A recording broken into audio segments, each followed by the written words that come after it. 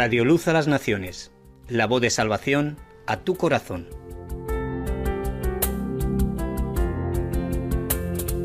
Oh, cantadmelas otra vez, bellas palabras de vida. Escuela Bíblica a la luz de la palabra, escudriñando las Escrituras. Yo soy luz, bellas palabras de vida. Luz a las Naciones, canal cristiano de comunicación, presenta A la luz de la palabra. Qué bellas son, bellas palabras de vida. Un estudio expositivo de la palabra de Dios, una presentación minuciosa de toda la Escritura, porque es inspirada por Dios y útil para enseñar, para redarguir, para corregir, para instruir en justicia, a fin de que el hombre de Dios sea perfecto, enteramente preparado para toda buena obra. Hoy escúchalas, pecador, bellas palabras de vida. Escuela Bíblica a la luz de la palabra, edificando sobre la roca. Libro Hechos de los Apóstoles, por Loel Bruckner. Qué bellas son, bellas palabras de vida. Pero recibiréis poder cuando haya venido sobre vosotros el Espíritu Santo, y me seréis testigos en Jerusalén, en toda Judea, en Samaria y hasta lo último de la tierra. Hechos de los Apóstoles, capítulo 1, versículo 8.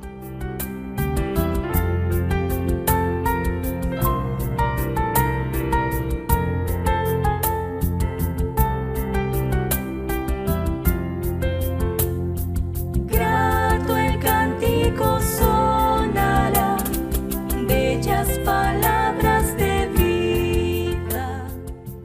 Hoy primeramente vamos a considerar el consejo de Pedro para los que sirven en la iglesia, como lo hacen los diáconos, por ejemplo.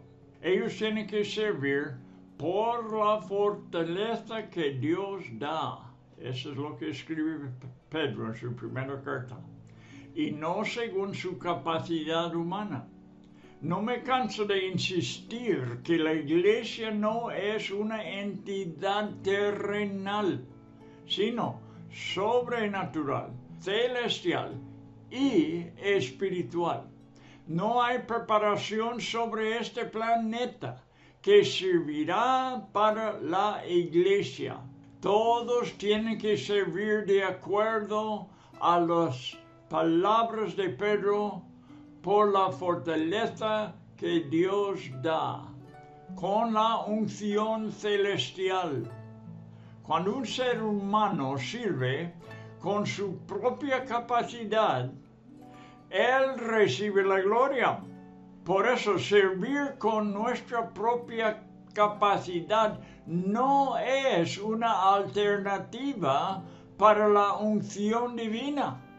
Por la siguiente razón, para que en todo Dios sea glorificado mediante Jesucristo, a quien pertenecen la gloria y el dominio por los siglos de los siglos. Amén. Solamente cuando Dios suple la necesidad, Él puede ser glorificado. Y es esencial que Él sea glorificado en todo lo que hagamos.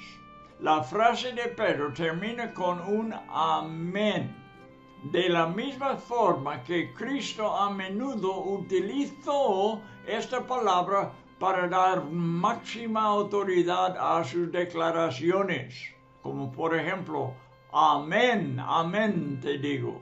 Pienso que los traductores ofrecen inadecuadamente cualquier sustituto, como de cierto, o en verdad, en verdad. Toda la congregación escuchó el consejo de los apóstoles y confirmó la necesidad.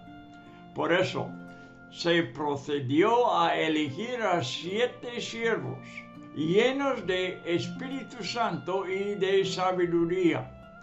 Eran Esteban, Felipe, Prócoro, Nicanor, Timón, Parmenas y Nicolás, un prosélite. los comentaristas enseñan que estos 7 nombres eran griegos, probablemente helenistas.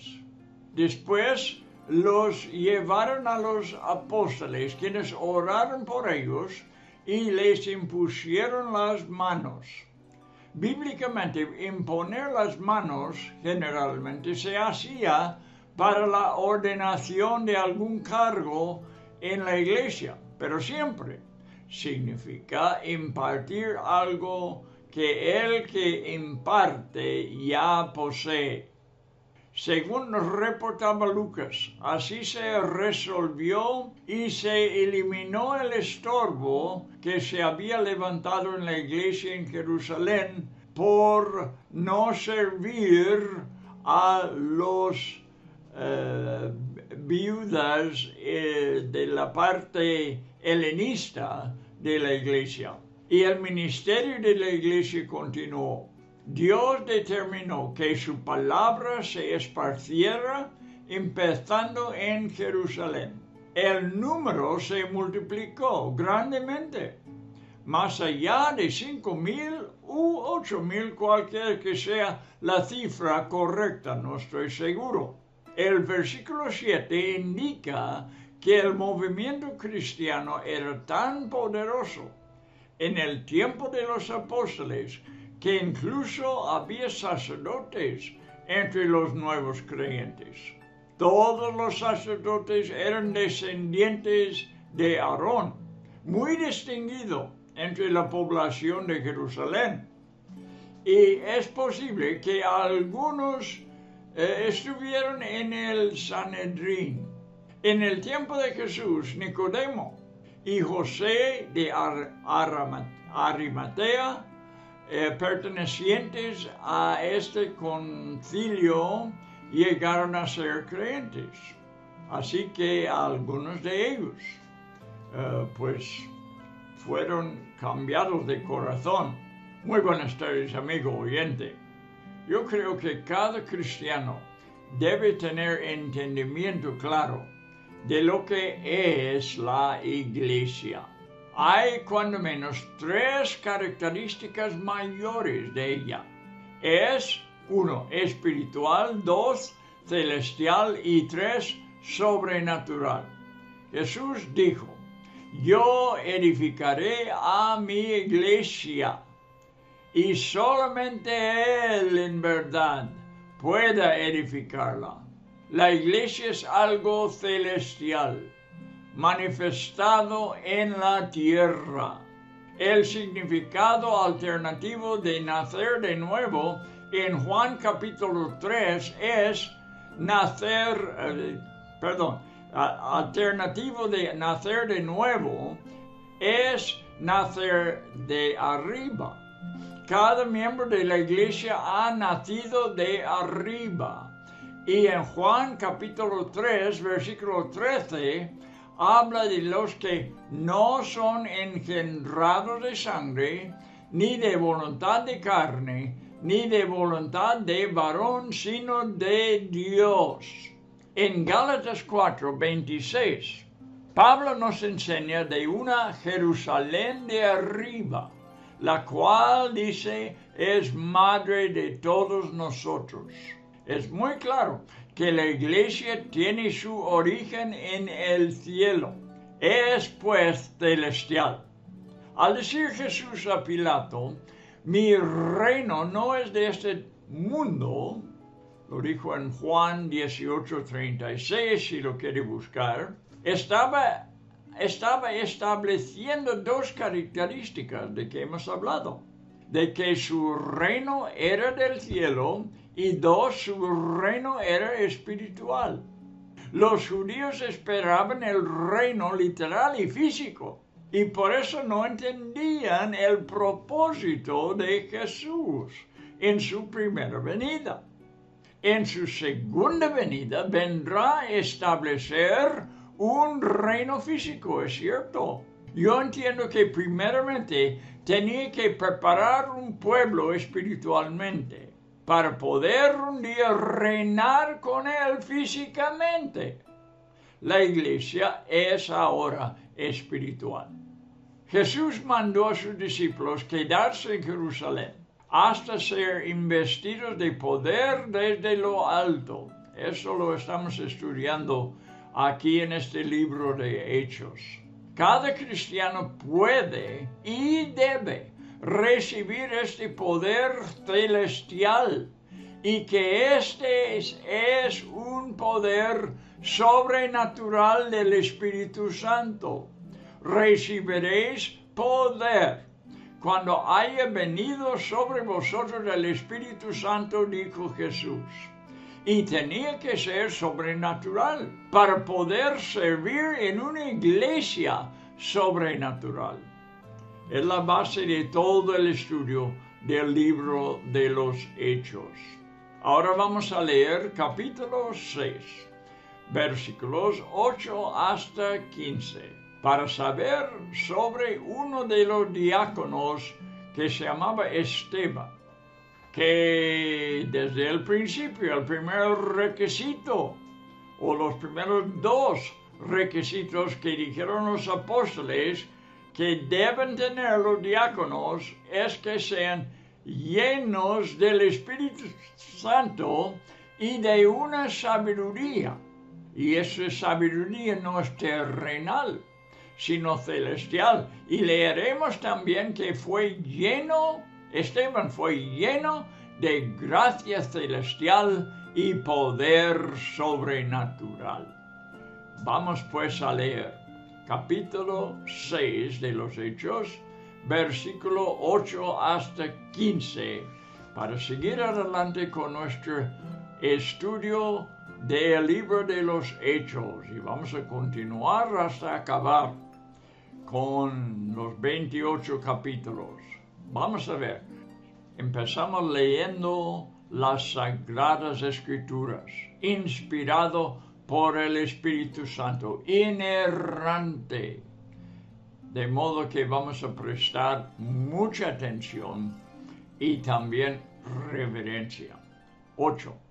Y Esteban, lleno de gracia y de poder, hacía grandes prodigios y señales celestiales, ¿ves?, entre el pueblo. Entonces se levantaron unos de la sinagoga llamada de los libertos, y de los de Cirene, de Alejandría, de Cilicia y de Asia, disputando con Esteban. Pero no podían resistir a la sabiduría y al espíritu con que hablaba.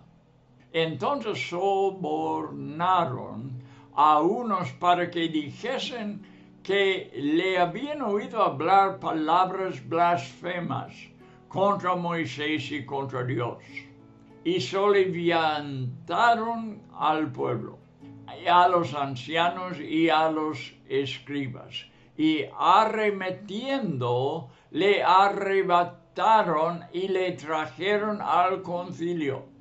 Y pusieron testigos falsos que decían: este hombre no cesa de hablar palabras blasfemas contra este lugar santo y contra la ley. Pues le hemos oído decir que este Jesús de Nazaret destruirá este lugar y cambiará las costumbres que nos dio Moisés.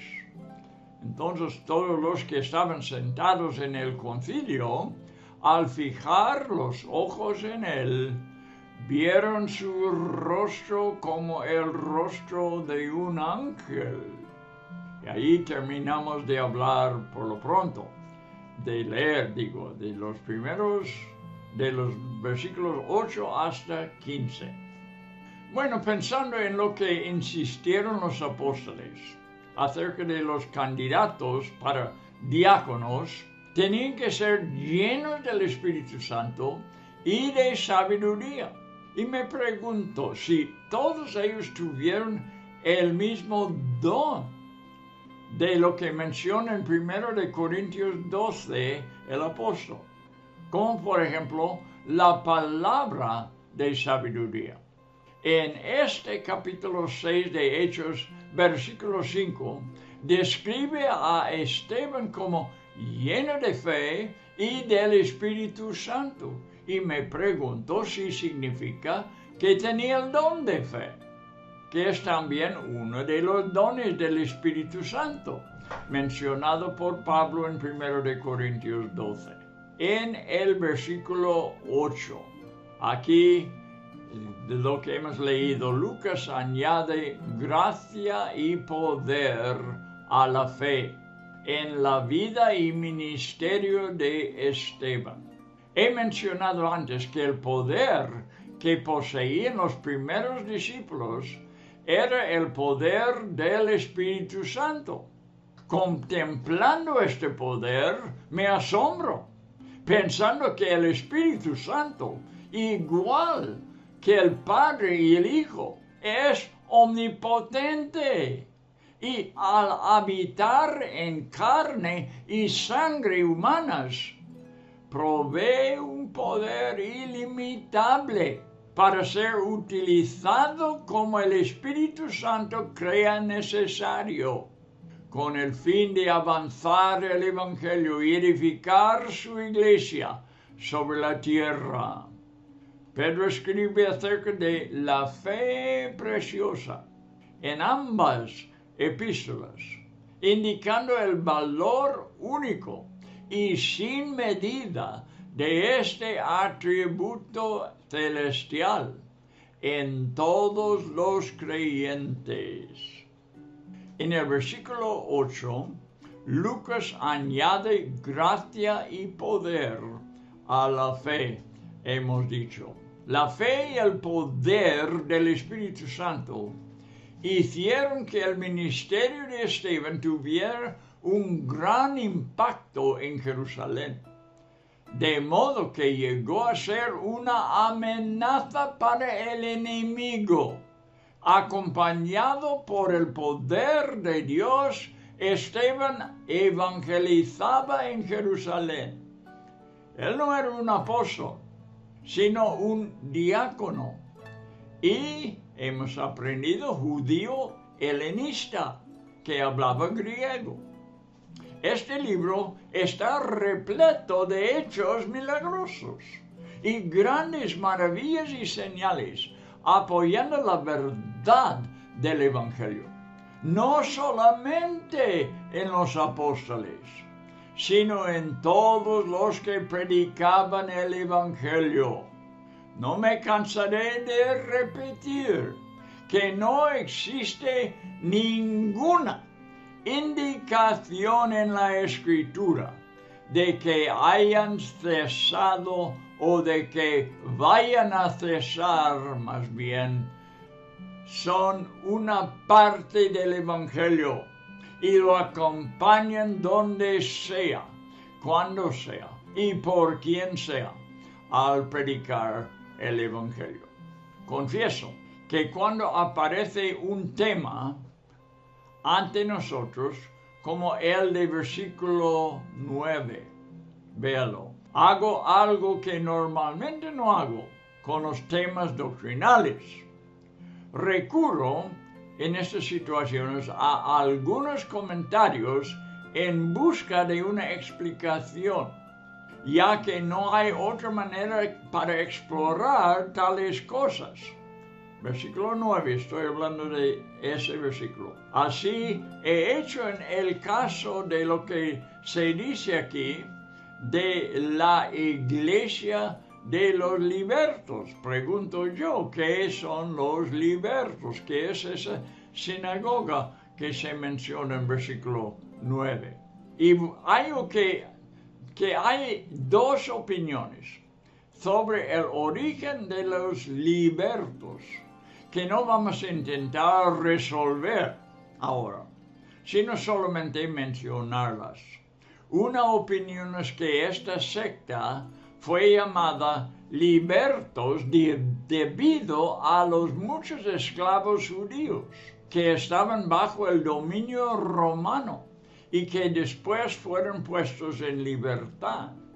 Esta es una opinión. La otra opinión está relacionado con la gente judía que se estableció en una ciudad llamada Liberta. Esta ciudad está en Libia, África. Es interesante saber que existían en Jerusalén casi 500 sinagogas, algunos representando a los judíos de la diáspora,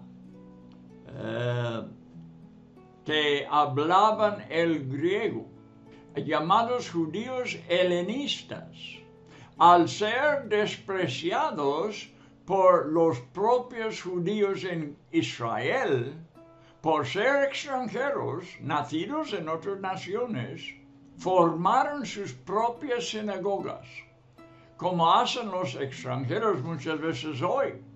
Siendo residentes en otras naciones, forman sus propias iglesias para poder hablar su lengua nativa y seguir con sus costumbres. Se hace. Es posible que haya más de una sinagoga representada en el versículo 9, porque por la distancia, lo digo, por la distancia entre África y Asia Menor, donde están las ciudades mencionadas, son de dos partes muy distantes, unos de los otros. Cirene es en África, Alejandría es en África, Cilicia, Asia, está en Asia Menor. Es posible, entonces, que está hablando aquí de dos sinagogas, llamándolos libertos. ¿De dónde provenían todas estas personas? Es difícil, que se juntaron para formar una sola sinagoga. Algunos escritores judíos hablan de la sinagoga de los cirenenses y alejandrinos, cuyo nombre procedía de algunas ciudades de África. Y es posible que la sinagoga de los libertos tuviera su origen en una ciudad llamada Liberta en Libia, África. Entonces, habiendo también cireneos y alejandrinos de África, puede que todos formaron una sola sinagoga en Jerusalén. No existe una gran distancia entre Asia Menor y Cilicia. Son cercanos. Provincia de la ciudad nativa, Cilicia, es una provincia en donde estaba la ciudad nativa de Saulo de Tarso. Tarso, pues, era la ciudad capital de Cilicia. Pero están muy lejos ellos de África. Estos judíos, siendo despreciados por los nativos de Israel y Jerusalén, y por el sacrificio y esfuerzo tan grandes que hicieron al viajar con tanta devoción para llegar a Jerusalén, fueron propensos a ser muy dogmáticos e incluso agresivos en sus creencias. Saulo fue un judío helenista que vino a Jerusalén para estudiar bajo Gamaliel y probablemente tenía membresía en esta sinagoga o sinagogas y estuvo involucrado en la disputa con Esteban muy fácilmente. Los judíos helenistas eran aptos para debatir, teniendo además el lenguaje griego para apoyar sus argumentos, pero aunque Esteban también hablaba griego, tenía algo más grande que le apoyaba, que era la verdad y la plenitud del Espíritu de verdad. Los judíos extranjeros no pudieron competir con la unción inspirada del cielo, pero no podían, dice el versículo 10, resistir a la sabiduría y el espíritu con que hablaba Esteban. Pero ese tenía que recurrir a la falsedad, como los partidos vencidos hacen a menudo cuando ven su caso sufrir una derrota en secreto y probablemente usando dinero para convencer a ciertos hombres. Les persuadieron a mentir, diciendo que Esteban había blasfemado contra Dios y Moisés. En el siglo XXI, la sociedad utiliza libremente este método a través de las redes sociales, la televisión y otros medios de comunicación, o por medio de protestas y manifestaciones en las calles. Mentiras, engaños son muy comunes. Estos judíos helenistas provocaron a la población en general. Trajeron a los escribas y a los ancianos y bruscamente acompañaron a Esteban al Sanedrín, al concilio. Versículo 12, y soliviantaron al pueblo, a los ancianos y a los escribas, y arremetiendo le arrebataron y le trajeron al concilio. Creo que los discípulos en su barco ilustran, una ilustración, muy bien la oposición de las olas de hombres azotadas por el viento de espíritus malos. Viento y espíritu es la misma palabra original en griego. Y las olas del mar en la Biblia representan las multitudes de la población del mundo en el simbolismo bíblico. Así que tenemos viento que levanta las olas en el barco donde estaban los apóstoles. Y digo yo, quizás está ilustrando esta verdad, que toda oposición es primeramente espiritual, de espíritus malos. Y ellos agitan a los hombres y los muevan en la dirección que ellos quieran. Y esto es lo que pasó en la ciudad de Jerusalén. Trajeron más testigos falsos basados en la idea de que cuanto más numerosos sean los que favorecen sus esfuerzos, más verídicos parecerán. Y esto no es menos que una táctica del enemigo. La acusación es igual que la primera. Solo añade la mentira de que Esteban había blasfemado contra la ley y el templo. Versículo 13. Pusieron testigos falsos que decían: este hombre no cesa de hablar palabras blasfemas contra este lugar santo y contra la ley. Primeramente decía contra Moisés y contra Dios. Y luego vienen estos diciendo también mentiras en que Esteban estaba blasfemando además al templo y la ley de los judíos. Bien, la acusación es igual que la primera. Solo añade la mentira de que Esteban había blasfemado contra la ley y el templo. Hay que entender que el cristianismo en aquel tiempo profetizó, como también lo hizo Jesús, la destrucción del templo y un cambio de la ley ceremonial especialmente. Así es que la mentira contenía algo de la verdad al decirlo. Las mentiras siempre pueden contener algo de verdad para hacerlas más efectivas. Los métodos diabólicos siempre introducen algo de verdad en su mensaje engañoso. Sépalo, No todo es mentira. Mete un poco de la verdad. Un amigo mío, misionero, decía que el veneno para la rata contiene 90% o más de maíz legítima.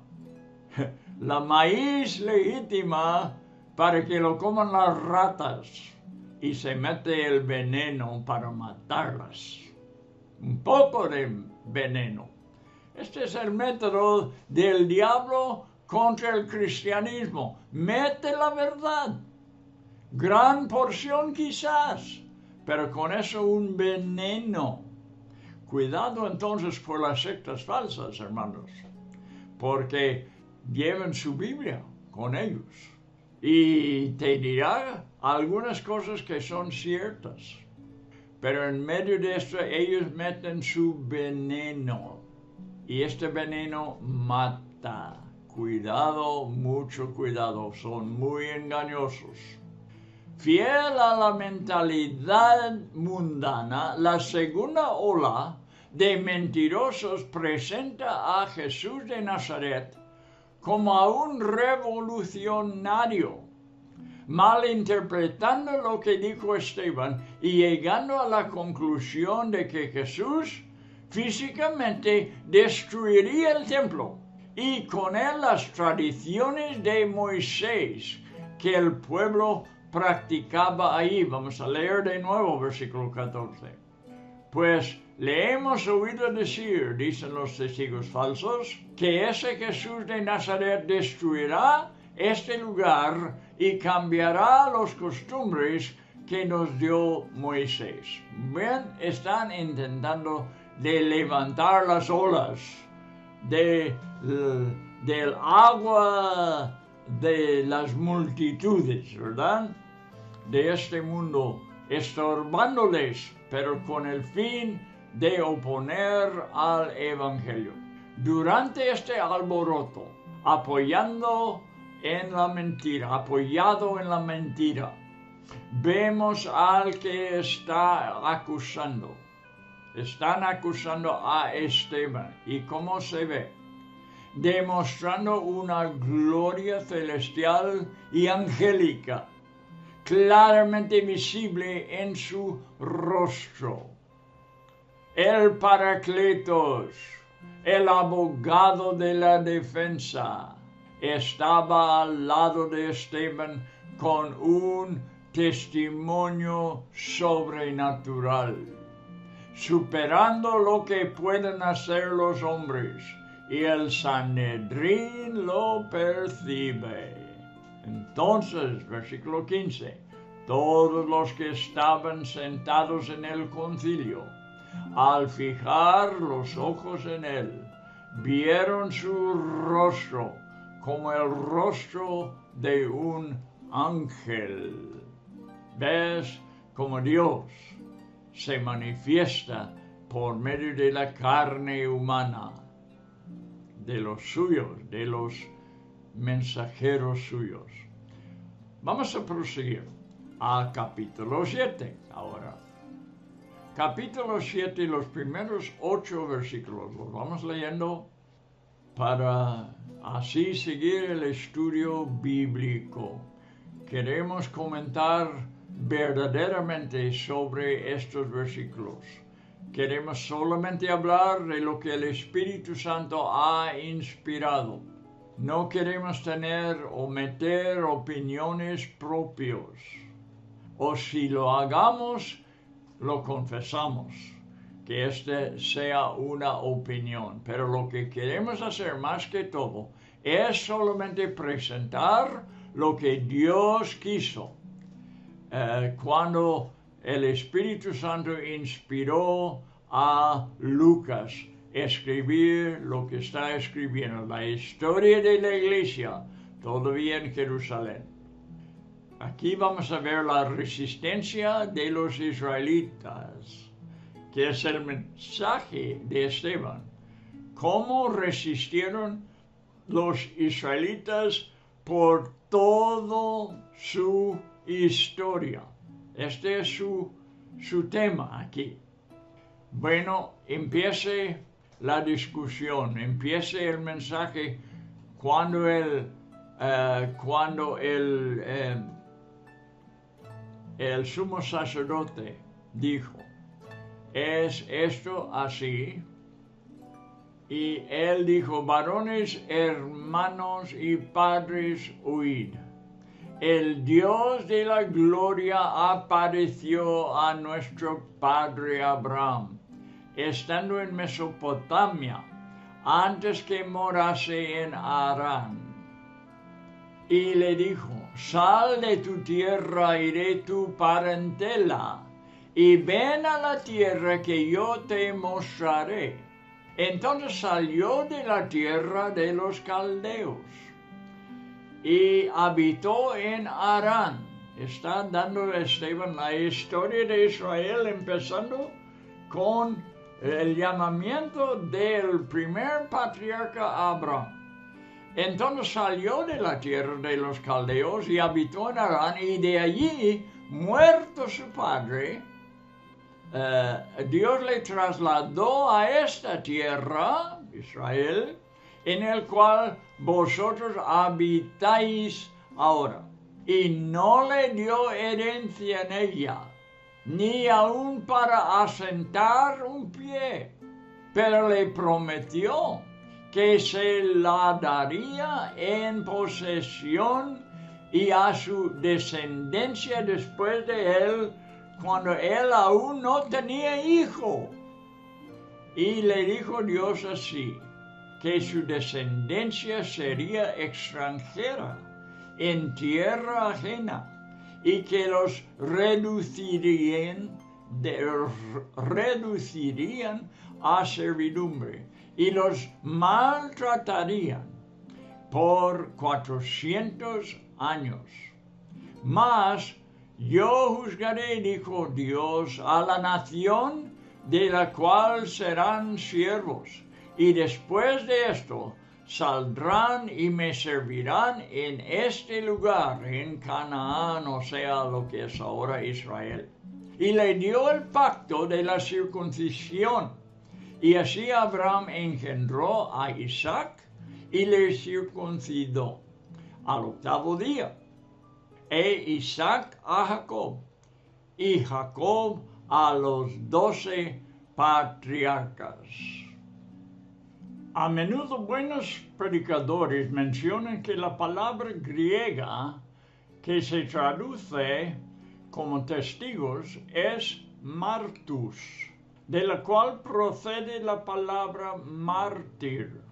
En algunos de mis viajes a otros países he descubierto que en sus traducciones del Nuevo Testamento, en lugar de testigo, eligen la palabra mártir, literalmente del griego. El cristiano debe ser un testigo hasta la muerte, lo que le convierte en un mártir. Este es un principio sólido en la enseñanza bíblica. En el capítulo 7 de Hechos nos cuenta la historia del primer mártir cristiano, Esteban, un ejemplo maravilloso del principio espiritual. Muchas veces he intentado mostrar que Esteban, en sus propias palabras, nos da el título de su mensaje. ¿Cómo es? Vosotros resistís siempre al Espíritu Santo. Él lo dijo estas palabras en versículo 51, pero todo su mensaje está basado en esta declaración. Intentaré demostrar cómo lo hizo durante su exposición ante el Sanedrín y la sinagoga de los libertos. No quisiera transmitir la idea de que personas como Abraham, David y Salomón del Antiguo Testamento fueron desobedientes o infieles generalmente. No es el caso, pero sí eran seres humanos con fallos, a quienes Dios corrigió y dio fe para llevar a cabo sus propósitos en ellos. El sumo sacerdote dio paso a Esteban para que se defendiera y empezó a hacerlo, refiriéndose a los presentes como hermanos y padres, sus compatriotas judíos. El sumo sacerdote, versículo 1, dijo entonces, ¿es esto así? Y se abrió la conversación. Versículo 2, y él dijo, Esteban ya hablando, varones hermanos y padres, oíd. El Dios de la gloria apareció a nuestro padre Abraham, estando él en Mesopotamia, antes que morase en Harán. Génesis 11, 10 hasta 26 nos da la genealogía de Abraham. Y podrás observar que su padre Taré trasladó a su familia desde Ur de los Caldeos, cruzando el río Éufrates a Harán. Josué habló a su generación de los principios de la raza israelita, un pueblo idólatra, incluyendo al padre Taré, junto a sus dos hijos Abraham y Nacor. Dijo que servían a dioses extraños, así que las raíces de Israel fueron idólatras, tanto el padre como los hijos. Puedes leer esto en Josué, capítulo 24, versículo 2. Dios, en sus maneras misteriosas, se reveló a Abraham y le llamó fuera del paganismo. El comentarista Jameson Fawcett Brown dijo, la conversión de Abraham es una de las más extraordinarias de la historia bíblica. Misteriosa también, porque no sabemos exactamente cómo Dios se reveló a él, siendo pagano. Observa el tiempo del verbo en Génesis 12:1. Vamos allí para que veas exactamente de lo que estoy hablando. Génesis capítulo 12, versículo 1 dice, pero Jehová había dicho, nota el tiempo, había dicho a Abraham, vete de tu tierra y de tu parentela y de la casa de tu padre a la tierra que te mostraré. Había dicho, demostrando que Dios ya había hablado con él en Ur, antes que mudarse a Harán con su padre.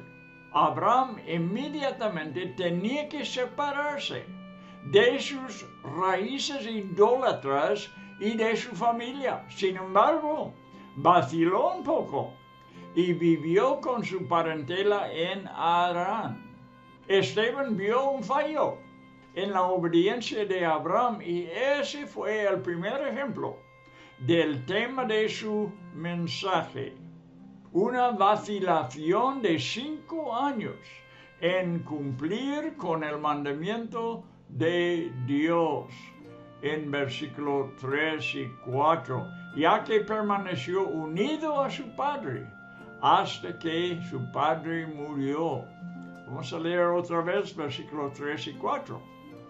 Bendeciré a los que te bendijeran y a los que te maldijeran maldeciré, y serán benditas en ti todas las familias de la tierra. Y se fue Abraham, como Jehová le dijo, un poco tarde, pero fue. Y Lot fue con él, y era Abraham de edad de 75 años, cuando salió de Harán. Bien, Dios empezó su obra sobrenatural en el patriarca, que continuó a través de toda la historia bíblica. Pablo, para revelarnos a nosotros los caminos de Dios, nos enseñó que Dios principia con nada. Y en este caso lo hizo con un pagano que adoraba a otros dioses. 1 Corintios 1:28 dice Pablo el apóstol, lo que no es, elige Dios para deshacer lo que es. Abraham vivió como extranjero en la tierra que Dios prometió a sus descendientes, aunque no tenía hijo. El Señor eligió un seno estéril para que diera a luz a una nación entera, una vez más demostrando sus caminos. Antes de que su hijo naciera, Dios tenía en sus pensamientos especialmente a un descendiente, con mayúsculo digo, de un descendiente. Entre sus descendientes en general, quien cumpliría su voluntad. Versículo 5b. Tomó pues Abraham a Sarai, su mujer, y a Lot, hijo de su hermano, y todos sus bienes que habían ganado, y las personas que habían adquirido en Harán, y salieron para ir a tierra de Canaán, y a tierra de Canaán llegaron. La manera del mundo para cualquier proyecto que se quiere hacer es buscar a un supercandidato, la persona más cualificada. Sin embargo, Dios eligió al menos cualificado para producir lo que más le agrada, que es la fe, la dependencia o la confianza en Él. Tenemos que aprender los caminos de Dios, como son muy diferentes que las maneras naturales de los hombres. Todos en el Sanedrín sabían que Abraham había engendrado un niño de forma natural por medio de la sierva o esclava de Sarai, dependiendo de sus posibilidades humanas. Y así Esteban demostró un segundo fallo en Abraham. Pablo enseñó, el de la esclava nació según la carne, mas el de la libre por la promesa. Tendré que daros toda la historia de cómo fue eso, de cómo no pudieron tener hijos. Ya había pasado mucho tiempo desde que Dios les prometió hijos, y en eso Sarai presta a su esclava para que esté con Abraham como esposa, y produjo un niño, pero según la carne, dice Pablo. En Gálatas 4:23 lo puedes leer.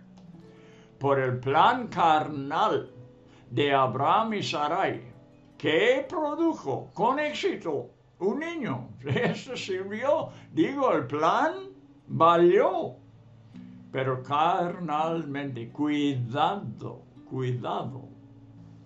Yo he pedido a Dios, ay Dios, si yo vengo con un plan carnal, por favor, que fracase y que no tenga éxito, para que siga adelante uno con ese plan. No, porque no valió.